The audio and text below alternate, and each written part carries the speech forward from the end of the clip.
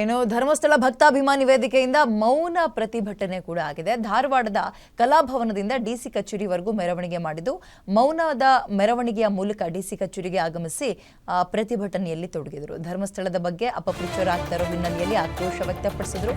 ಮೌನ ಪ್ರತಿಭಟನೆ ಮೂಲಕ ಸರ್ಕಾರಕ್ಕೆ ಮನವಿ ಮಾಡಿದ್ದಾರೆ. ಅಂದ್ರೆ ಶಾಂತಿಯುತವಾಗಿ ಅಂತ ಮೌನ ಪ್ರತಿಭಟನೆ ಅಂದ್ರೆ ಶಾಂತಿಯುತವಾಗಿ ಧಾರವಾಡದ ಕಲಾಭವನದಿಂದ ಡಿಸಿ ಕಚೇರಿವರೆಗೂ ಮೆರವಣಿಗೆ ಮಾಡಿದ್ದಾರೆ. ಮೌನದ ಮೆರವಣಿಗೆ ಮೂಲಕ ಅಥವಾ ಶಾಂತಿಯ ಮೆರವಣಿಗೆ ಮೂಲಕ ಡಿಸಿ ಕಚೇರಿವರೆಗೂ ಬಂದಿದ್ದು, ಧರ್ಮಸ್ಥಳದ ಬಗ್ಗೆ ಆಗ್ತಾ ಇರೋ ಅಪಪ್ರಚಾರದ ಹಿನ್ನೆಲೆಯಲ್ಲಿ ಇದ್ರ ಬಗ್ಗೆ ಸೂಕ್ತ ಕ್ರಮವನ್ನು ತಗೊಳ್ಬೇಕು ಅಂತ ಮನವಿಯನ್ನು ಸಲ್ಲಿಸಿದ್ದಾರೆ.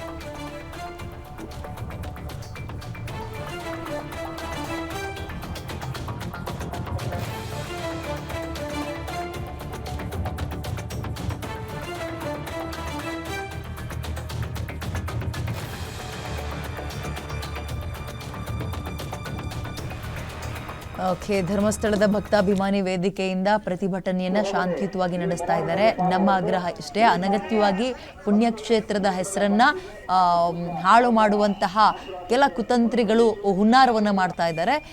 ಇದರಿಂದ ಪುಣ್ಯಕ್ಷೇತ್ರದ ಹೆಸರಿಗೆ ಯಾವುದೇ ರೀತಿಯ ಕಳಂಕ ಬರದೇ ಇರೋ ರೀತಿಯಲ್ಲಿ ನೋಡ್ಕೊಳ್ಬೇಕು. ದಯವಿಟ್ಟು ನಾವು ಸರ್ಕಾರಕ್ಕೆ ಮನವಿ ಮಾಡ್ತೀವಿ ಅಂತ ಈ ರೀತಿಯಾಗಿ ಪ್ರತಿಭಟನೆ ಶಾಂತಿಯುತವಾದಂತಹ ಮೆರವಣಿಗೆಯಿಂದ ಮಾಡ್ತಾ ಇದ್ದಾರೆ.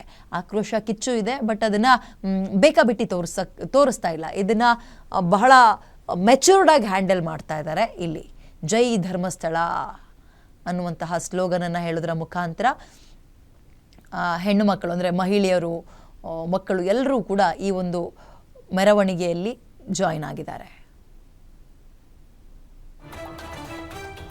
ನೋಡಿ, ಇವೆಲ್ಲವೂ ಏಕಾಏಕಿಯಾಗಿ ಆರಂಭ ಆಗಿದ್ದಲ್ಲ. SIT ತನಿಖೆ ಯಾವಾಗ ಶುರುವಾಯಿತು ಆಗ ಎಲ್ಲರೂ ಕೂಡ ಅದಕ್ಕೆ ತಲೆ ಬಾಗಿದ್ರು. ತನಿಖೆ ಆಗಲಿ, ವಿಚಾರ ಸತ್ಯಾಸತ್ಯತೆ ಏನಿದೆ ಹೊರಗೆ ಬರಲಿ ಅಂತಲೇ ಎಲ್ಲರೂ ಕಾದು ಕುಳಿತಿದ್ರು. ಆದರೆ ದಿನ ಕಳೆದಂತೆ ಆತ ಬರೀ ಜಾಗಗಳನ್ನು ತೋರಿಸಿದ್ದಾಯಿತು, ಭೂಮಿಯನ್ನು ಅಗೆಯೋದಾಯಿತು, ಬಟ್ ಇದು ಇಡೀ ದೇಶದಲ್ಲಿ ಮಾಧ್ಯಮದಲ್ಲಿ ಸುದ್ದಿ ಆಗ್ತಾ ಹೋಯಿತು.